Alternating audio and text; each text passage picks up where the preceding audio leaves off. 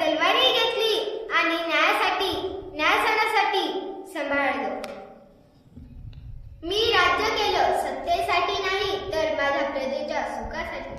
माझ्या दरबारात श्रीमंत गरीब स्त्री पुरुष असा भेदभाव नव्हता, कारण माझ्यासाठी प्रत्येक माणूस महत्वाचा होता.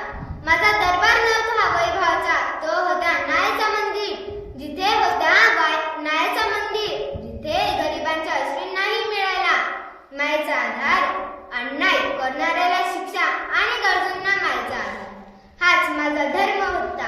मी मंदिरे बांधली, घाट उभारले, रस्ते निर्माण केले, धर्मशाळा उभारल्या, कारण मला फक्त राज्य नाही तर संस्कृती घडवायची होती.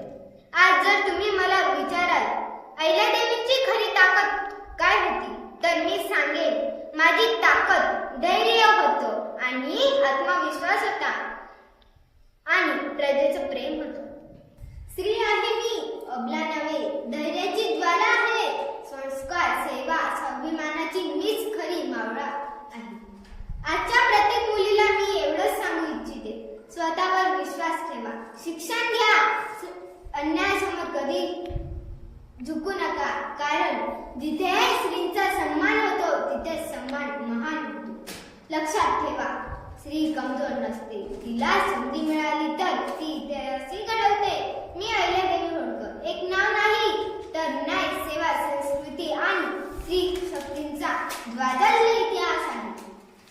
अबला नव्हे, धैर्याची ज्वाला आहे. संस्कार, सेवा, स्वाभिमानाची मीच खरी माळवा आहे. आजच्या प्रत्येक मुलीला मी इतकंच एवढंच सांगू इच्छिते, स्वतःवर विश्वास ठेवा, शिक्षण घ्या, अन्यायासमोर कधीही झुकू नका, कारण जिथे स्त्रीचा सन्मान होतो तिथे समाज महान होतो.